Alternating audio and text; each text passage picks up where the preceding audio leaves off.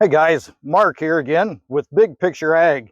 We're back out in the field for chapter 5 of the Read Your Crop Stories series.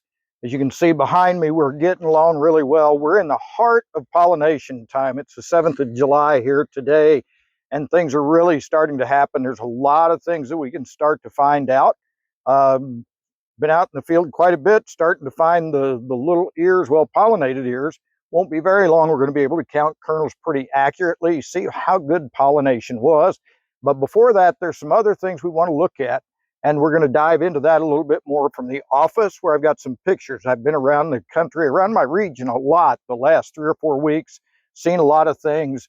Crops are looking good overall, with a few little hiccups, some wet spots and things like that that may affect overall yields. In general, the crops in a lot of places look pretty good. Soybeans are coming along. But let's take a few minutes today and we'll see what we can figure out, what things might be showing us, what the stories are out here that our crops are telling us. So come along and let's see what we find. We'll start out here in the office today looking at the GDD chart. You can see here we're at 83 days since planting on July the 6th. We're at 1,500 GDDs. In the last 2 weeks here, we've picked up almost 400 GDDs. So this crop is rocketing along, but you can see also here we've got a lot of red marks, and some of them over here in this column representing the nighttime lows that do not get below 70. So a little bit of stress on this crop from that aspect. It's not necessarily showing it yet so much, but really would like to kind of get away from that. You can see here I marked VT. We started seeing the first tassels on July the 2nd. A couple days later, we were about a third tasseled in this particular plot. We have picked up a decent amount of rain here. 10 days ago, we had an inch and a couple of little sprinkles since. Corn crop's not really hurting yet, but certainly wouldn't be opposed to picking up a little more moisture anytime. We've talked a little bit about how some of the crop has gotten a little bit uneven. One of the important things you can watch for this time of the year is how consistent is our tassel emergence. Even though sometimes we might have had great emergence at planting time, with a lot of the plants coming up on the same day, sometimes as the season goes by, that can change a little bit. And in some of the fields I've been in, I've seen a little bit of evidence of that. And this photo here really kind of shows where this row right here seems to be doing pretty well, getting tassels pushed out. There's a lot of pollen coming off of this. When you look over here at this row, it's not quite as advanced. And that's one of the things I've been monitoring in a few fields. And as time goes through the season, we're going to watch this. I've been keeping track of what days some of these plots that I'm doing, when they actually are pushing the tassels out. And we're seeing that some of this stuff is stretching out well over a week from the very first tassel to the last. And we're not even close to the last on some of the really dragging plants. So it'd be interesting to see, especially as we get to the end of the year and start assessing these ears, what kind of changes does that really create for us in our fields? One of the other things we talk about a little bit is what signs are our plants giving us as we go through the season. On this particular photo, you can see that this plant still has tiller, even though it's starting to maybe fade a little bit. The lower leaves on this plant still nice and green, so it's not stressing a whole lot. But at the same time, we are seeing some brace roots coming out on these plants, some of these adventitious roots. And from our experience, we're not necessarily excited about those. I've talked about that a little bit in the past, but keep an eye on these. How many plants do we have that are starting to exhibit brace roots? What might be the reason that we're seeing it? Are we getting dry? Are there some challenges maybe with the root system down below? It's always a good time to be digging plants and looking at roots, even though they're mature, getting big in stature. You still some great things that we can see when we look underground. This is a great example right here. Some roots we dug up under a plant. You can see the tremendous root extension, good length on these roots, nice bright white color. This is a pretty good sized hole. I always try to dig out enough to be able to see something substantial. And you can see there's just a lot of root activity going on all through this soil profile. This is the kind of things we're starting to look for. As I mentioned, I've been around in my region quite a bit the last few weeks, digging plants of various sizes. This is an example, and we always want to split our plants and take a look at what's going on under or inside of that stalk as well. You can see in this example these roots coming off of here, the nodal roots on this plant. Look at the nice bright white color of that, good length on these, and even all the way down here to the tip, even the smaller nodal roots that came out in this plant are still bright white. Those are functioning.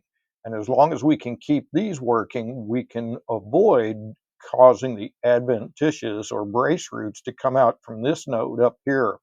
You can also see in this example, the seed was right here. His nodal roots were actually at or just a little below the soil surface. We like that kind of a planting depth. So this is an example of the kind of things I really like to see, especially as we get into these later stages of the crop's life. It's always fun when you can find a plant like this. And as we pulled it out of the ground, this particular field had a lot of earthworm activity happening in it. And my suspicion is this root probably had navigated down through one of those earthworm tunnels. As a result, it wasn't quite as tight, even though we did strip all of the hair roots off of it. The rest of the root came out pretty much intact for quite a bit of length. This particular plant did happen to experience a little bit of hail, so you can see the leaves were a little bit beat up when it was younger, but overall, just a nice root system happening here. A lot of activity, a lot of thickness, a lot of root hairs, and just really good soil situation in this particular field. That's a wrap on the corn for this session. We'll continue to monitor that as we go. But before we do leave today, I did want to jump to the subject of soybeans a little bit. Obviously, I don't ignore those. We spend a little more time in the corn, but soybeans can be fun to look at. And I do want to share a couple of things, some things we've seen in the last couple of weeks there. This is a really fun plant to look at from one of my producers. Obviously, the branching going on with this plant is phenomenal. Just the kind of things we've all been starting to try to produce in our crops is the branching, especially from the lower end. The exponential addition of pods that we can gain from that is truly becoming a game changer. As we look at this plant, it's well on its way to doing something significant.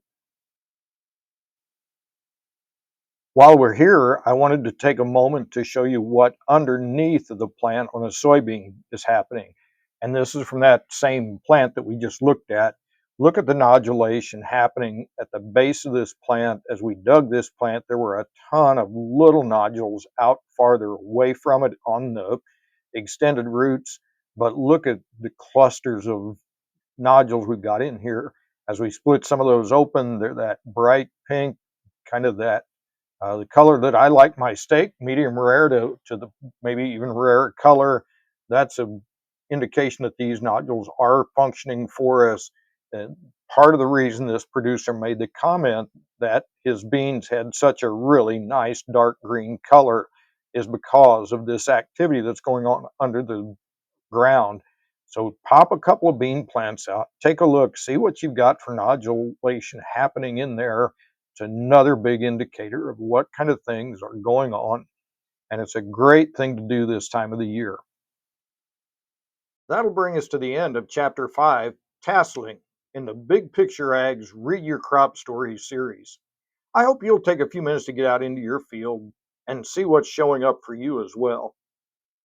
I also wanted to take a few minutes today and just share some other things with you. You see, I truly believe that the silver bullet that everybody's looking for, the thing that can truly change the trajectory of your operation, is that you become your farm's expert. No one else can understand your farm better than you since you spend every day working it. But to be that expert requires a focused approach to learning. And that's what Big Picture Ag is really all about. To learn more about Big Picture Ag and how you can join other forward thinking producers from my region, go to my website, bigpictureag.com. See how they're trying innovative approaches, sharing what they're seeing, and learning how to better manage their crops. While you're there, sign up for my free guide, What You Don't See Is Costing You 5 Game Changing Scouting Tips. There are also several other ways you can become involved with us. By signing up there, you become eligible to join a monthly Zoom meeting that I host, where we discuss things that everybody is seeing and also talk about what things should be on our radar coming up. I'll be conducting a winter meeting where I'll share the results from a lot of the things that I'm showing you here through this series, and other producers will be sharing the things that they're seeing from the trials on their own farms. As always, I invite you to join our Facebook group, and while you're here, subscribe to the YouTube channel to keep following what we're presenting. And until next time, this is Mark with Big Picture Ag's Read Your Crop Stories series, encouraging you to get out into your fields and take a spade along. And above all, be safe.